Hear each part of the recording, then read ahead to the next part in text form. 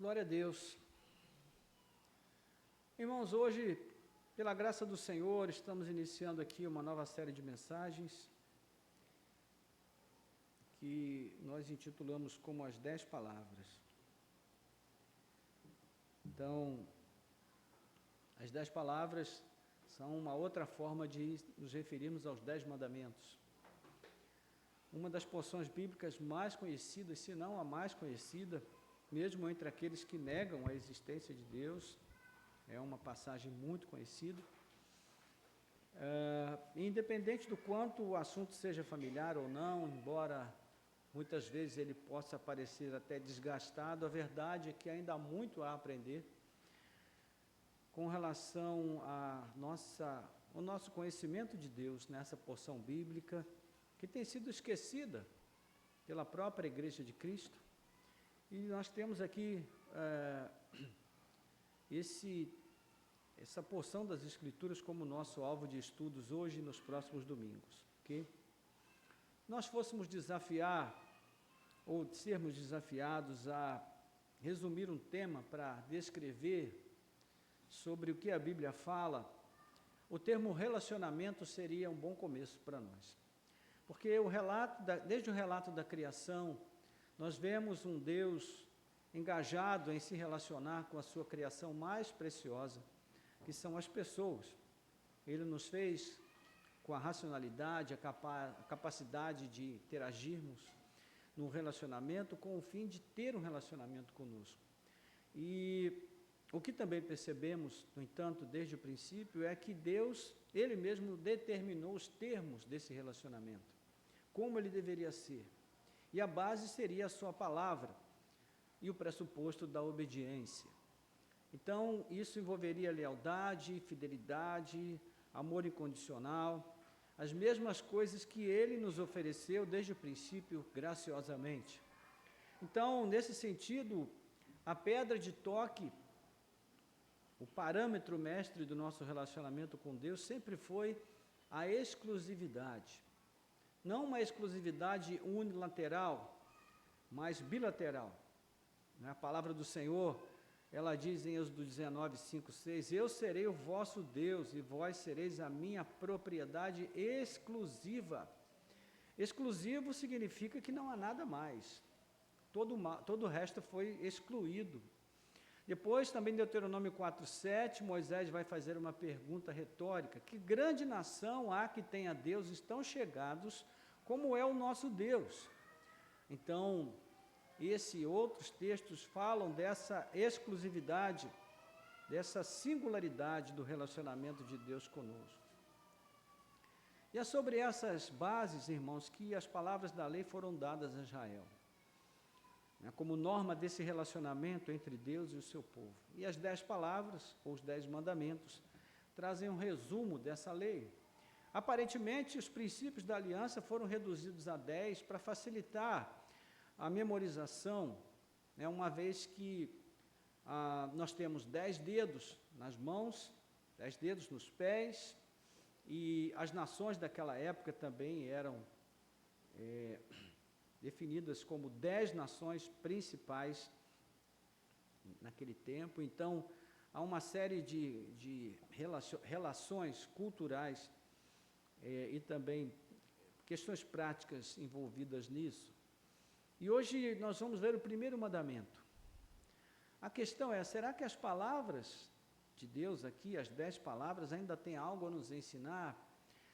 Será que o primeiro mandamento ainda pode falar aos nossos dias? É o que nós vamos ver. Eu convido você então para abrir a sua Bíblia em Deuteronômio capítulo 5, 6 a 8. Não é o texto primário dos 10 mandamentos, que seria Êxodo capítulo 20, mas Deuteronômio 5 tem um texto mais fluido e por isso nós escolhemos usar esse texto. Versículos 6 a 8 diz assim: Eu sou o Senhor, seu Deus, que o tirei da terra do Egito, da casa da servidão. Não tenha outros deuses diante de mim, não faça para você imagem de escultura, nem semelhança alguma do que há em cima no céu, embaixo da terra, nem nas águas debaixo da terra. Não adore essas coisas, nem preste culto a elas, porque eu, Senhor, seu Deus, sou Deus zeloso, que visito a iniquidade dos pais nos filhos até a terceira e quarta geração daqueles que me odeiam, mas faço misericórdia até 1000 gerações daqueles que me amam e guardam os meus mandamentos. Acabou que eu fui até o 10, né? Mas enfim, não importa. Nós vamos, então, ter esse texto como nossa referência e convido você a orar para que a gente peça a Deus que nos dirija, né, de modo que nós possamos entender claramente o que Ele tem a falar conosco. Nosso Deus e Pai, graças te damos pela Tua palavra, que mais uma vez está aberta diante de nós. Pedimos ao Senhor que nos ajude a compreendê-la, que o Teu Espírito nos dê graça, para que nós possamos falar e ouvir conforme a Tua vontade. Nós te pedimos em nome de Jesus. Amém. Os mandamentos, então, deveriam ser para Israel uma fonte de ensino, né? Como deveria ser a sua relação com Deus, qual deveria ser o nível de consideração dado ao Senhor. Será que esse Deus aceitaria dividir espaço com outros deuses? E já na introdução que Moisés oferece aqui ao nosso texto, nós temos uma direção quanto a isso. Se você voltar um pouquinho aí nos versículos 1 a 5, nós vemos Moisés começar dizendo: escute, Israel, os estatutos e juízos que hoje lhes anuncio, para que vocês os aprendam e tenham o cuidado de pôr em prática. O Senhor nosso Deus fez aliança conosco em Horebe. Não foi com nossos pais que o Senhor fez esta aliança, e sim conosco, todos os que aqui estamos vivos. Face a face, o Senhor falou conosco no monte do meio do fogo. Naquela ocasião, eu me coloquei entre o Senhor e vocês para lhes anunciar a palavra do Senhor, porque vocês ficaram com medo do fogo e não subiram o monte. Então, alguns princípios são estabelecidos aqui. Primeiro, o que é dito aqui é algo de grande importância. Na verdade, toda a seção do capítulo 5 até o 11 é marcada pela repetição do chamado, que é uma advertência ao mesmo tempo. Ouça, Israel. Nós vamos encontrar isso no capítulo 5, verso 1, capítulo 6, verso 4, capítulo 9, verso 1. E Moisés está desafiando o povo a ouvir para obedecer, fazer a vontade de Deus revelada na sua palavra, como o Deus soberano que Ele é, o Senhor, o governante, o regente. O verbo ouvir aqui é usado no sentido não apenas de escutar, mas uma escuta atenta e predisposta a acatar aquilo que se escuta. Então, o verbo acatar, inclusive, é um verbo interessante porque ele tem como sua raiz a ideia de capturar, de agarrar, de reter. E este é o sentido aqui. Reter a palavra de Deus para obedecer, para viver por meio dela. Segunda coisa interessante é que o chamado a ouvir esse fundamento na aliança do Senhor com o seu povo, então também está ligado a essa questão cultural dos povos daquela época, quando os reis, que eram vencedores nas batalhas, faziam aliança com os povos vencidos, mas no sentido sempre de impor a submissão pelo uso da força e até a escravidão. Mas a aliança do Senhor com Israel não é assim. Ela se baseia não em submissão e escravidão imposta pela força, mas por ações graciosas do Senhor, do superior divino, do soberano de toda a terra, que resgatou Israel daqueles que o tinham em cativeiro, dos egípcios.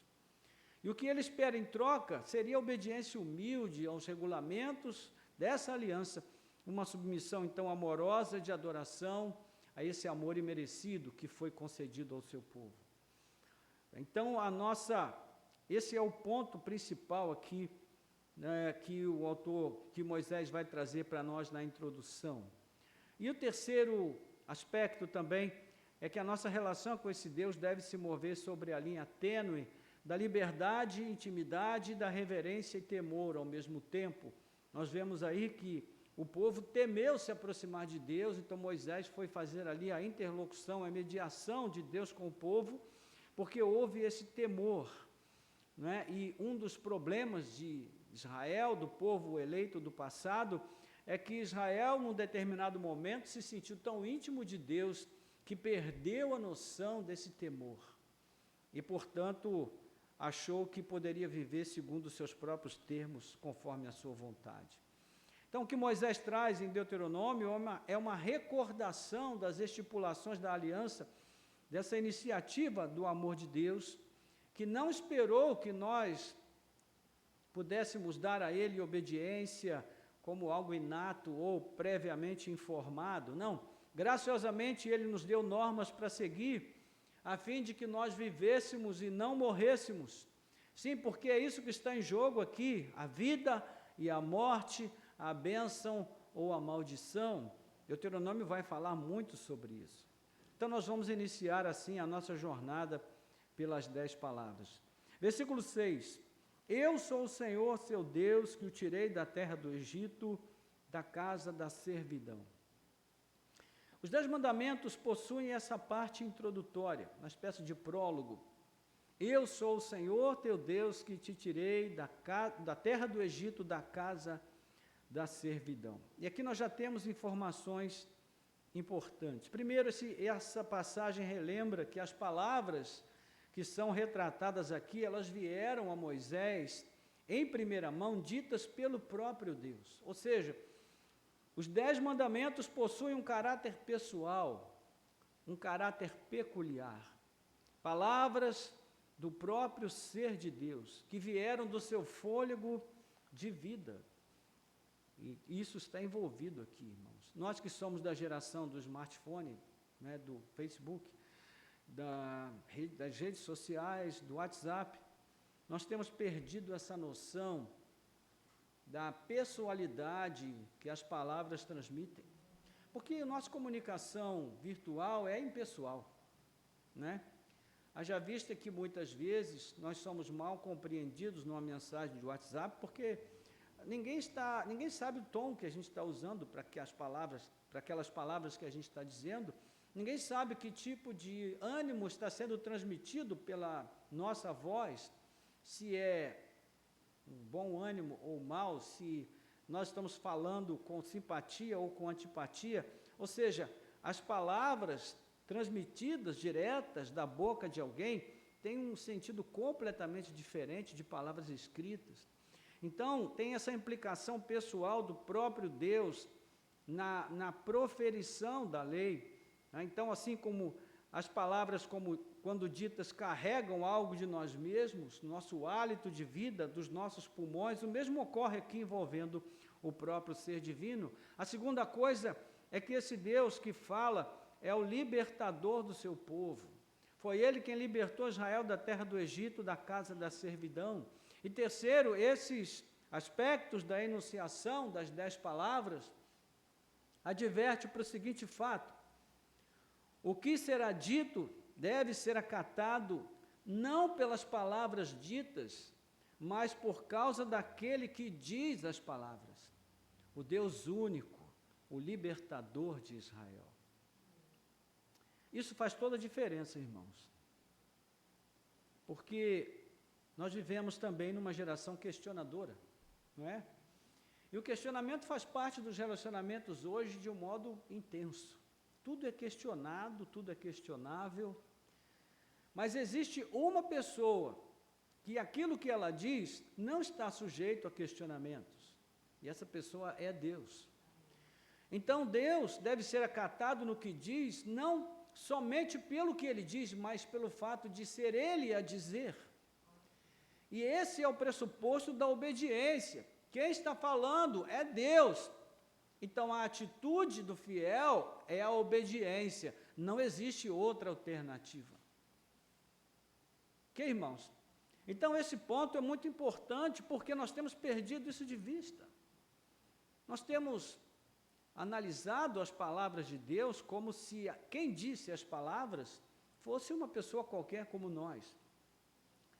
Então, a palavra que une esses 3 aspectos ressaltados no prólogo é a singularidade. Esse Deus que se revelou a Israel é um Deus que fala, diferentemente dos deuses do Egito, de onde Israel veio, e da terra de Canaã, para onde Israel está indo a possuir.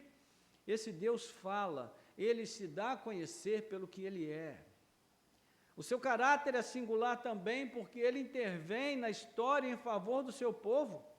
Ele não espera ser buscado, não cria regras de meritocracia ou de troca de favores, mas ele age baseado apenas em sua graça, em seu amor, em sua fidelidade, primeiro a si mesmo e a sua palavra, mas também ao seu povo com o qual ele fez uma aliança.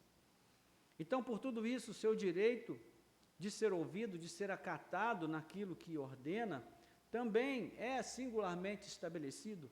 Não se trata de esperar uma retribuição, mas de constranger o objeto do seu amor à sujeição e obediência, por causa deste modo amoroso, misericordioso, compassivo e providente com o qual o Senhor lida conosco. Deus, Ele tem méritos para ser amado e para ser obedecido incondicionalmente. Então, não são os meus pressupostos da forma como o Senhor lida conosco que são determinantes para a minha obediência, mas os pressupostos do próprio Deus. E muito mais em Cristo, irmãos, quando o seu amor por nós foi escandalosamente comprovado na cruz. Então, pense melhor quando você ouvir essa frase: eu sou o Senhor teu Deus, que te tirei da terra do Egito, da casa da servidão. Ela encerra muitas coisas. Nós também fomos tirados da casa da servidão. E quem nos tirou foi o Senhor. Então, o que diz o primeiro mandamento, versículo 7? Não tenha outros deuses diante de mim, não farás para ti imagem de escultura, nem semelhança alguma do que há em cima no céu, nem embaixo da terra, nem nas águas debaixo da terra, não as adorarás, nem lhes darás culto. Há alguma advertência, existe alguma divergência aqui, irmãos, sobre esses mandamentos que o Senhor traz, mas especialmente nesse ponto há uma divergência que precisa ser considerada. A tradição reformada considera os versos 8 a 10 como o segundo mandamento, distinto do verso 7, e trata o versículo 21 como um único mandamento.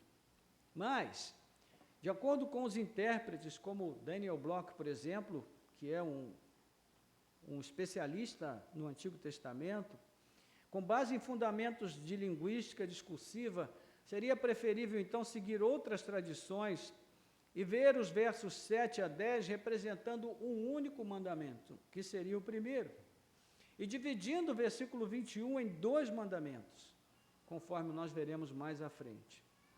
Okay? Então vamos considerar hoje apenas o versículo 7 a 10 como um único mandamento. Nós vamos lidar com esse pressuposto aqui, ok? Ele se divide em três partes. A primeira, que vai trazer o mandamento geral. Segundo, a especificidade desse mandamento. E terceiro, a justificativa do mandamento. Então, versículo 7 diz: não tenha outros deuses diante de mim. Essa primeira parte estabelece o princípio geral, ordenador de toda a lei. Seria possível dizer que tudo que Deuteronômio vai falar acerca de Deus e da sua lei, traz essa ordem primária como fundamento muito elementar. E na relação de aliança entre Deus e Israel, o direito de Javé, a fidelidade exclusiva, é o primeiro motor. É ele que move tudo mais, ou então nada se move. Israel não deve ter outros deuses além de Javé, além do Senhor. Isso também se aplica às nossas vidas, irmãos. Ou é a vontade de Deus que move as nossas vidas, ou então nada move. Ou é a vontade de Deus, os propósitos de Deus que guiam os nossos pensamentos, intenções e motivações, ou então não somos cristãos. É simples assim. E precisamos considerar aqui algumas implicações dessa ordem geral. Primeiro, o pano de fundo contra o qual esses mandamentos foram dados. Historicamente, Israel era monoteísta.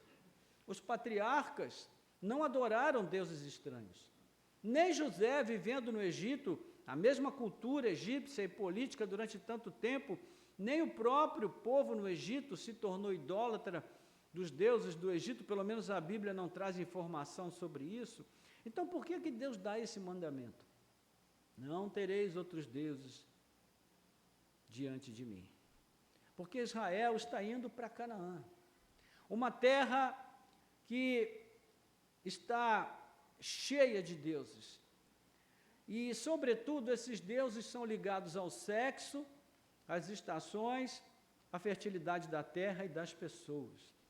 Questões práticas da vida, não é? Questões que o homem precisa considerar todos os dias: comida, atividade sexual, fertilidade da terra, das pessoas. Gerar filhos naquela época era algo muito diferente do que é hoje, era uma necessidade fundamental para a perpetuação das famílias. Então, ali Israel seria provado quanto à sua fidelidade a Deus, principalmente agora que já conhecia qual era a vontade de Deus. Então, esse é um pressuposto importante. Segundo, a própria ordem, ela leva em conta que no coração do povo havia a predisposição à adoração a falsos deuses. Veja, ninguém proíbe uma pessoa de fazer algo que é improvável que ela faça. Imagine você chegar para o seu filho de 3, 4 anos de idade, sua filha, e dizer para ela: olha, proíbo você de comer jiló, você está proibido terminantemente, você não vai comer. Você imagina a criança fazendo birra para comer jiló? É uma coisa improvável, né? Não tem cabimento isso. Então, da mesma maneira, ninguém vai proibir outra pessoa de fazer o que aquela pessoa provavelmente nunca vai fazer. Mas, por outro lado, aquilo que alguém ordena, e aqui a ordem é adorar exclusivamente a Deus, é algo que a maioria, por vontade própria ou preferência, não vai fazer. Ninguém precisa também dizer a uma criança que avance com ímpeto sobre o pote de sorvete, não é? Ninguém precisa falar isso, é só você chegar com um pote de sorvete. Mas quando alguém diz, já chega, aí a coisa muda de figura. Aí o palco está montado para a manifestação da rebeldia. Né? A predisposição ao prazer sem limites, bem como a resistência aos limites impostos, são latentes em cada ser humano, irmãos, mas se tornam patentes sempre que a oportunidade surge. Então, será que quando Jesus ordenou que os discípulos amassem uns aos outros, João 13:34, será que ele fez isso porque eles já tinham inclinação de amar uns aos outros? Não. Porque ele sabia que se não fosse um mandamento, eles não se amariam. Então, o mandamento sempre nos dá essa perspectiva do que não nos é natural, do que não nos é próprio. Sempre é um desafio a essa ação de obediência, ela é sempre sacrificial, irmãos. Então não pense que existe um cristão no mundo que tem uma facilidade maior do que você tem de obedecer a Deus, porque todo mundo tem dificuldade. Nós nascemos marcados pela rebeldia. E terceiro ponto, Deus não diz que os outros deuses não existem. Não é essa a razão que ele apresenta para dar a ordem de não tê-los nem adorá-los. Por quê? Porque, irmãos, é evidente que o próprio Deus vai advertir em várias passagens, como por exemplo, Isaías 45:14, que não há outro Deus. Ele diz, não há outro que seja Deus. 45:18, eu sou o Senhor e não há outro. Ainda Isaías 45:21, não há outro Deus além de mim. Ou no 45:22 e 46:9, eu sou Deus e não há outro. Ou seja, Deus sabia que não havia outro Deus realmente. Mas, quando o Senhor se restringe, não nega a existência de outros deuses, é porque Ele sabe muito bem que, como nas palavras do Victor Hamilton, ele diz, abre aspas, no mundo da fantasia humana, não há fim para o número de deuses que a mente humana pode gerar e a quem os seres humanos podem se dedicar, fecha aspas. Isso ficou claro novamente para mim essa semana. Estava assistindo, eu gosto de assistir esses programas de viagem, como eu não posso viajar para muito longe, eu vou viajando através dos programas. E aí, tem um lugar que muita gente tem sonho de ir, mas realmente eu não tenho aquele desejo assim ardente de conhecer, que é Israel. E as pessoas não entendem quando eu falo isso, porque todo crente parece que tem vontade de ir a Israel. Eu não tenho vontade de ir a Israel, irmãos. Eu posso ir um dia por uma série de razões, mas não morro de vontade de ir lá. Por que não morro de vontade? Porque os lugares que são marcados ali pela fé cristã, além de não termos garantia de que eles são os lugares originais por onde Cristo andou, por onde a geração dos apóstolos viveu, além de nós não termos essa garantia, esses lugares se tornaram lugares de idolatria. Então você vê ali, por exemplo, a cidade de Nazaré, onde supostamente há uma gruta onde o anjo teria anunciado a Maria que ela seria a mãe do Salvador. Aí tem lá um espaçozinho no chão, onde tem uma peça de prata, e naquela peça de prata tem uma espécie de um olho, e as pessoas vão, se abaixam ali, beijam, se ajoelham e ficam ali, choram, se acabam de chorar naquele lugar. Isso o que é, meus irmãos? Isso é idolatria.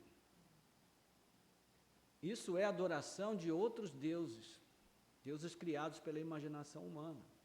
O mesmo acontece com o túmulo de Jesus, que tem mais de um, inclusive, ninguém sabe qual é o certo, nem se um dos dois é certo. Né? Tem um lugar onde João Batista teria batizado Jesus, no Rio Jordão, e aí as pessoas que já são batizadas vão lá e se tornam batistas, se rebatizam no Rio Jordão. Né?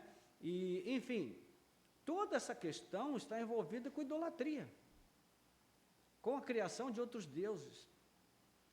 Né? Então, é importante que a gente entenda, irmãos, que idolatria é uma palavra muito presente nas nossas vidas, mais do que a gente pensa. Segundo a ordem específica, agora, né, não mais geral, versículos 8 a 9, não farás para ti imagem de escultura, nem semelhança alguma do que há em cima no céu, nem embaixo da terra, nem nas águas debaixo da terra, não a adorarás, não lhes darás, nem lhe darás culto. A gente observa aqui uma progressão da primeira parte para a segunda parte do mandamento. A primeira diz, proíbe ter deuses. A segunda proíbe fazer deuses. O fato de a proibição de fazer imagens diz respeito a imagens de outros deuses, mas também do próprio Deus. Isso fica muito claro aqui no desenvolvimento do versículo.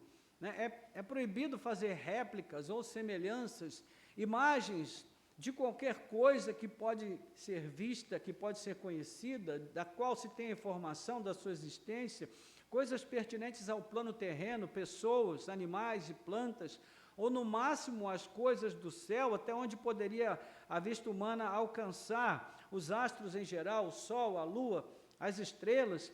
Então a proibição não tem a ver necessariamente com o ato de fabricar uma imagem, mas de fazer isso com o propósito de adorar a obra das mãos humanas. E Isaías, ele também fala sobre isso, até ironizando a tolice do pensamento humano idolátrico. Né? Ele vai dizer no capítulo 44, 14 e 17, preste atenção, um homem corta para si cedros, toma um cipreste ou um carvalho, fazendo escolha entre as árvores do bosque, planta o pinheiro, e a chuva o faz crescer. Tais árvores servem ao homem para queimar, com parte da madeira se aquenta e coze o pão. E também faz um Deus e se prostra diante dele, esculpe uma imagem e se ajoelha diante dela. Metade queima no fogo, com ela coze a carne para comer, assa e farta-se, também se aquenta e diz, já me aquento, contemplo a luz. Então, com o resto ele faz um Deus, uma imagem de escultura, ajoelha-se diante dela, prostra-se e lhe dirige a sua oração, dizendo, livra-me, porque tu és o meu Deus. Ou seja, obras das mãos humanas. O que o homem está adorando efetivamente quando ele se prostra diante de um ídolo? Ele está adorando o próprio homem. Ele está adorando a si mesmo. O que levou o artífice, então, a fabricar o ídolo e se prostrar? A necessidade. Ser maltratado, meus irmãos, não atrai ninguém ao politeísmo. Imagine você, né, se o politeísta chega para você e te convida dizendo, olha, se você se curvar diante dessa imagem, você vai tomar uma coça agora, que você vai sair daqui todo quebrado. Isso não é atraente.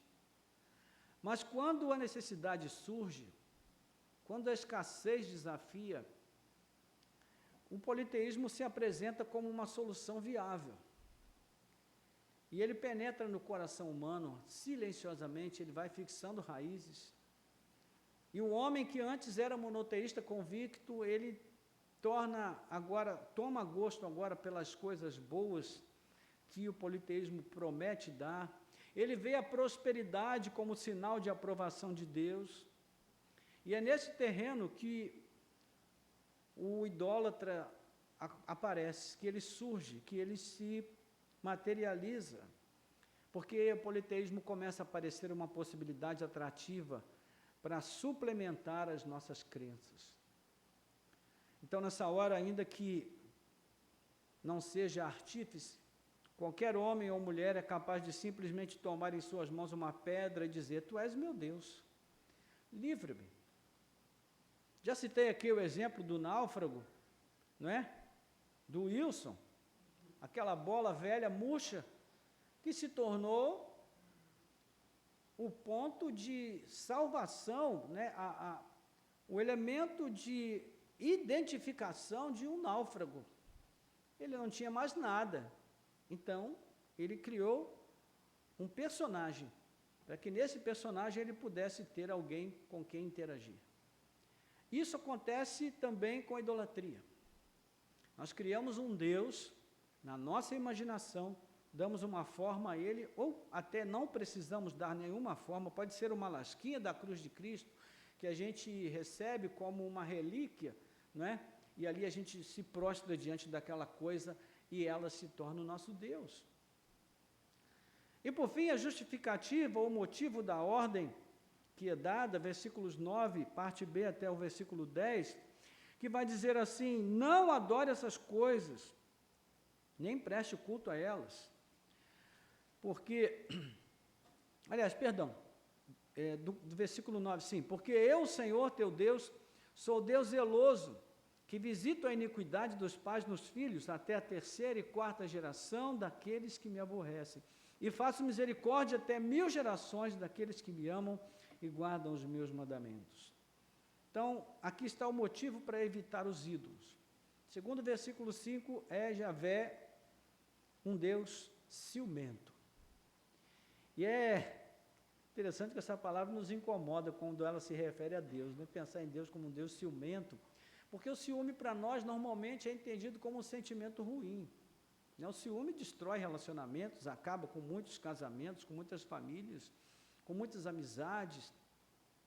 Então não é um sentimento muito aprovado por nós para se referir a Deus, mas a Bíblia descreve Deus como um Deus ciumento, que também tem um sentido de zelo. Em várias passagens da lei e dos profetas, nós vamos ver isso, por exemplo, Êxodo 34, 14, Naum capítulo 1, versículo 2, entre outros muitos textos. E para entender o ciúme de Deus por Israel, nós devemos trazer à luz uma imagem ou uma comparação que normalmente o próprio Deus usa para descrever o tipo de relacionamento que ele tem com o seu povo, que é a relação conjugal, marital.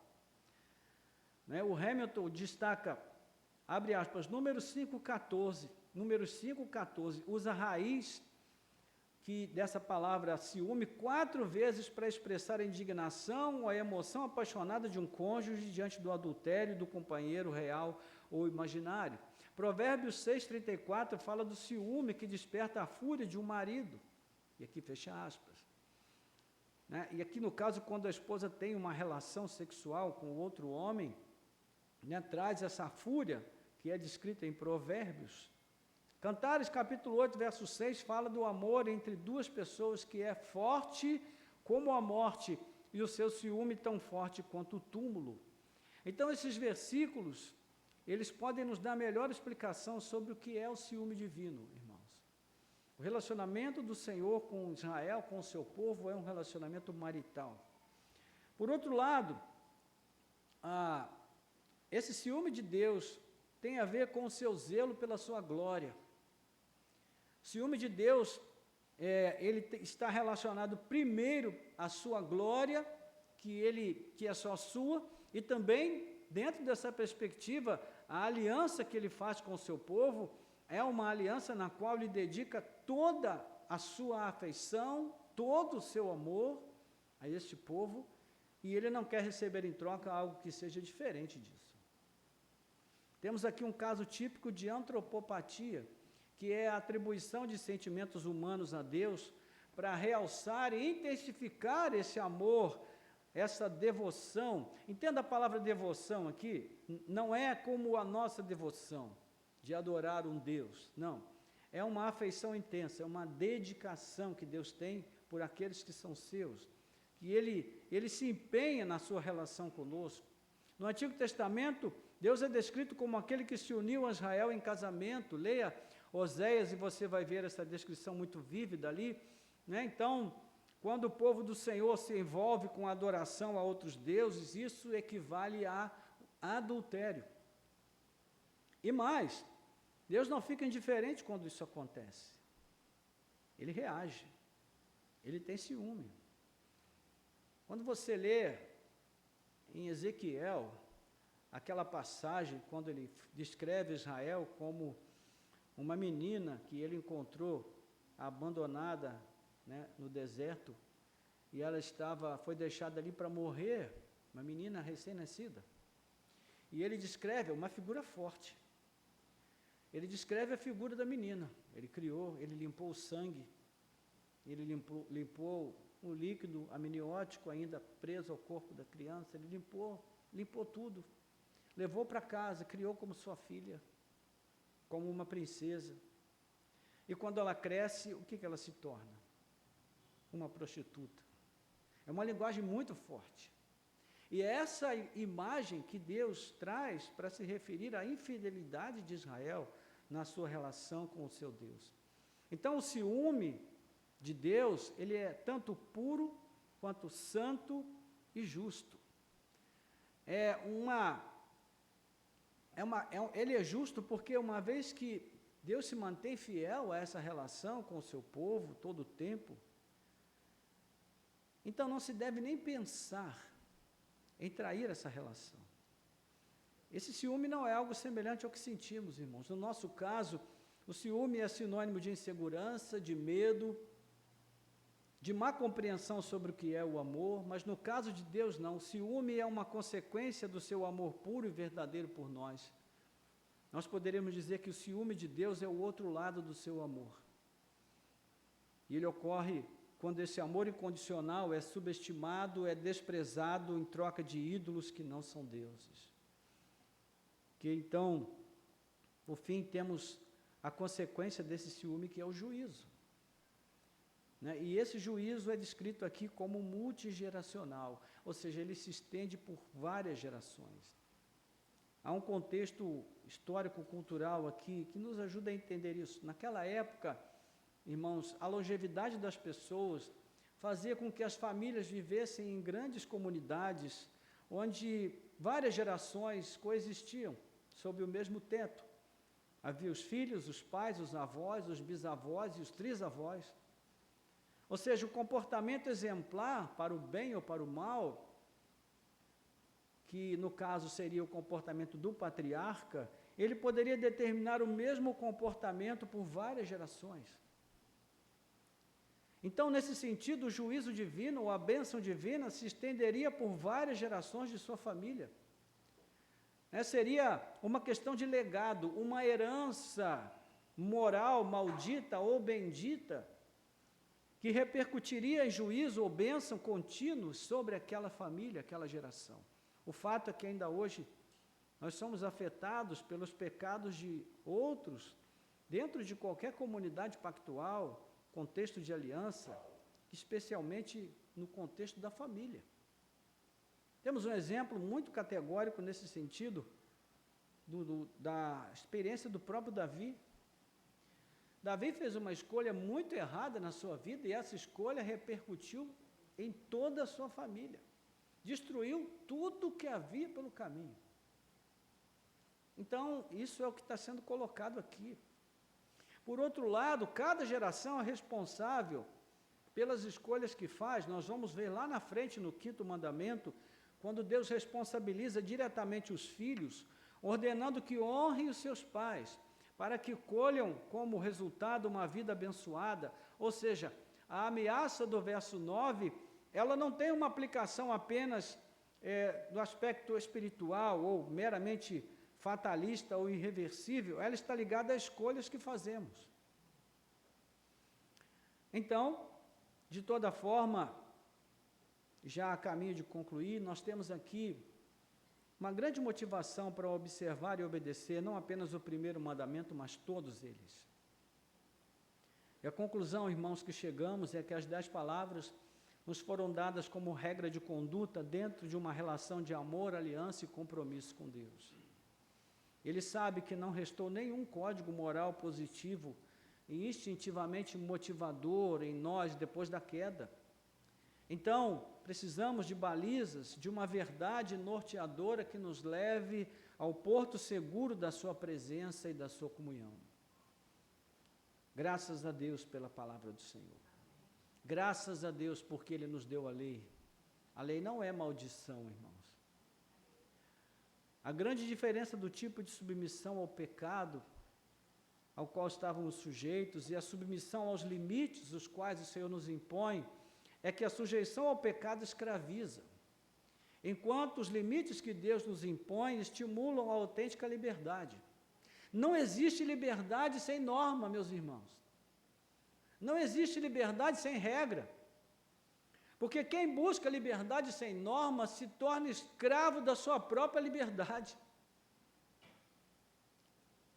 Quando nós nos sujeitamos ao pecado, ele destrói a nossa vida, enquanto a sujeição a Deus nos conduz à verdadeira vida. Amém, irmãos? Pensando agora em termos da nova aliança, na cruz do Calvário, Cristo adquiriu para si o pleno direito de exclusividade sobre nós. Pedro diz que ali ele nos comprou, no sentido de resgate. E ele nos comprou do que mesmo, irmãos? Da herança maldita que nós recebemos de onde? Dos nossos pais. Não é isso que Pedro diz? Olha só. Então Jesus pode quebrar essa maldição geracional de exemplos ruins que nós recebemos do passado, de experiências ruins que marcaram a nossa vida. Nós não precisamos viver a partir dessas experiências. Não precisamos reproduzir esse mesmo tipo de comportamento moralmente maldito, porque Cristo quebrou essa regra, Ele quebrou essa cadeia, Ele destruiu tudo isso na cruz do Calvário, e Ele nos resgatou do domínio do pecado, incluindo da idolatria. Na cruz Ele destronou os ídolos do nosso coração e reivindicou com plena justiça cada partícula do nosso ser para si mesmo. Ele é o nosso dono, Ele é o nosso Senhor.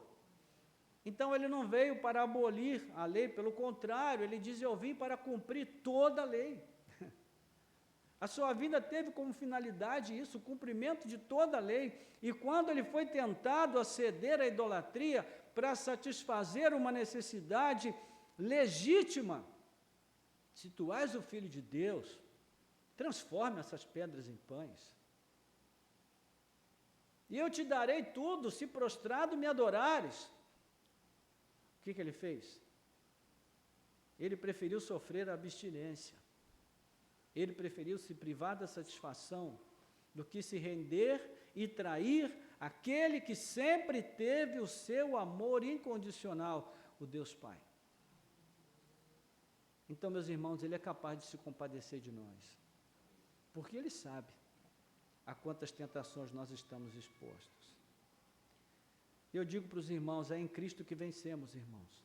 Somente em Cristo que vencemos. A título de aplicação, e aqui nós vamos orar, o que seriam os ídolos da pós-modernidade? Será que nós, cristãos evangélicos, ainda nos curvamos diante de ídolos? Em seu livro, Os Ídolos do Coração, a autora Elise Fitzpatrick nos lembra que ídolos não são apenas estátuas de pedra, de metal ou de madeira. Eles também podem ser os pensamentos, desejos, anseios e expectativas que nós passamos a cultuar dentro de nós mesmos, no lugar que deveria ser de Deus. Na prática, um ídolo é tudo que nos leva a ignorar o Deus verdadeiro e a buscar outro que atenda às nossas necessidades. Qualquer outra coisa que nós colocamos no lugar de Deus é o nosso Deus. E a autora, ela também enfatiza que no trono dos nossos corações ainda existem hábitos arraigados. São hábitos que nós sabemos que contrariam a palavra de Deus, mas que insistimos em manter, porque eles nos dão prazer. São pecados habituais, pequenos deuses domésticos, como aqueles que Raquel escondeu sob o seu corpo. Ela foi embora, deixou a casa do seu pai, mas não deixou os seus deuses. E muitas vezes, meus irmãos, nós também deixamos o velho mundo, nos voltamos para Cristo, mas trazemos os nossos deuses escondidos. No caso de Raquel, ninguém viu, mas no nosso caso, Deus vê. Então, são aquelas pequenas coisas pessoais que vamos acalentando no coração, porque de algum modo elas nos fazem nos sentir mais completos ou satisfeitos. E em meio a esses processos do coração, a voz de Deus está sempre ali. Eis que estou à porta e bato. Tão clara e audível como sempre, e amorosamente Ele oferece orientação e libertação em Cristo Jesus. Ele tem ciúme de nós, irmãos. Seu amor puro e incondicional justifica isso, mas também isso nos dá as armas para lutar. O conhecimento é uma arma, mas o conhecimento por si mesmo não basta. Não basta o acúmulo de informações, mas é necessário uma escuta atenta a essa voz, uma escuta intencional, que nos desperta a luta pessoal contra a idolatria pecaminosa, que nos chama à rendição total à palavra fiel de Deus em busca da nossa libertação. Pela cruz venceremos, irmãos. Pela cruz venceremos. Estênio Matos tem uma música que eu gosto muito, e aqui eu vou concluir, onde ele cria uma figura muito bonita e muito forte, onde ele mostra que a cruz de Cristo para a sua primeira audiência, os primeiros espectadores que viram Cristo crucificado tiveram ali a sensação de que era uma cena de derrota, de frustração, de perda. Mas ele vai descrever aquela cena como a verdadeira cena de triunfo da história humana. Porque ali Cristo triunfou sobre tudo. E ele mostra uma imagem de Cristo arrastando potestades e principados numa corrente amarrados e os conduzindo à prisão eterna, enquanto de um outro lado ele libertava aqueles todos que estavam cativos por causa desses inimigos e adversários. E é isso que Cristo fez por nós, irmãos. Ele levou acorrentados todos os deuses falsos, para que o nosso coração não tenha que sofrer dessa imposição, dessa idolatria dos falsos deuses, porque tudo isso traz frustração e nenhuma esperança. Amém? Vamos orar? Senhor nosso Deus, bendito seja o Teu nome pela Tua graça, pela Tua misericórdia, pelo Teu grande amor por nós. Esta manhã nós te pedimos que o Senhor venha vasculhar os nossos corações. Na verdade, o Senhor não precisa vasculhar, porque o Senhor já conhece. o que está no nosso íntimo. E nós te pedimos, Senhor, que todos os deuses, todas as imagens, todos os ídolos do nosso coração, que eles sejam arrancados dali, Senhor, pela força do teu poder. Que o Senhor traga libertação sobre nós nessa manhã e nos ajude, nos conduzindo de volta, Senhor, ao pé da cruz, para que ali nós possamos deixar estes ídolos, nos despojarmos de todo principado, potestade e poder, diante dos quais nós ainda nos dobramos, nós ainda nos curvamos, porque, Senhor, ingenuamente acreditamos que é ali que está a nossa segurança, que é ali que está a nossa esperança. Então ajuda-nos, Senhor, abre os olhos do nosso entendimento, para que nós possamos ver que a nossa esperança está em Cristo, que a nossa segurança está em Cristo, e que tudo que nós precisamos para viver e para vencer a idolatria, para vencer a inclinação de nos voltarmos para deuses falsos, tudo isso já nos foi dado em Cristo Jesus. Nós te pedimos, ó Pai, então liberta-nos e ajuda-nos para que nós possamos manter o nosso coração livre de ídolos, consagrados inteiramente a Cristo, que o trono do nosso coração seja sempre ocupado mais e mais pela presença de Cristo, para que nós possamos viver por Ele, por meio dEle e para Ele. Nós oramos em nome de Jesus. Amém.